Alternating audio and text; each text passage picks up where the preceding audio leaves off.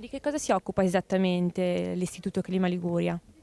L'istituto si occupa di promuovere e di mandare dei messaggi sul risparmio energetico, su quello che può essere una consulenza, un consiglio. Ci sono dei professionisti appositi che sono consulenti Casa Clima, dove danno del supporto anche gratuito, quindi dare sempre dei buoni consigli, perché adesso purtroppo la casa è un progetto a 360 gradi, quindi bisogna comunque considerare il tutto, non è più l'impianto, i serramenti separati, no, bisogna avere un contesto. Noi qua a Levi abbiamo una villetta che consuma €1 a metro quadrato, quindi una cosa molto importante, ecco, una certificazione tedesca. Nell'ambito dell'Expo Val Fontana Buona c'è anche uno stand dedicato alla Croce Rossa. Di che cosa vi occupate e perché? Oggi siamo qua all'Expo che facciamo dimostrazione di salvavita pediatrica sui bambini.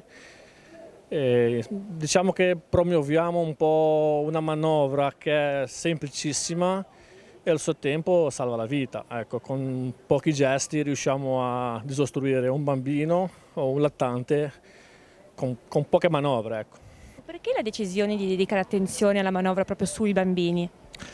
Perché a nostro parere è una cosa che è poco diffusa e dovrebbe essere più conosciuta, come un po' il BLS, che è la manovra di rianimazione cardiopolmonare, che attualmente sta prendendo un po' di forma, che la stanno facendo anche nelle scuole, però a nostro modesto è ancora poco conosciuta. Ecco. Andrebbe molto più diffusa, come questa manovra che è semplice e si fa subito. Ecco.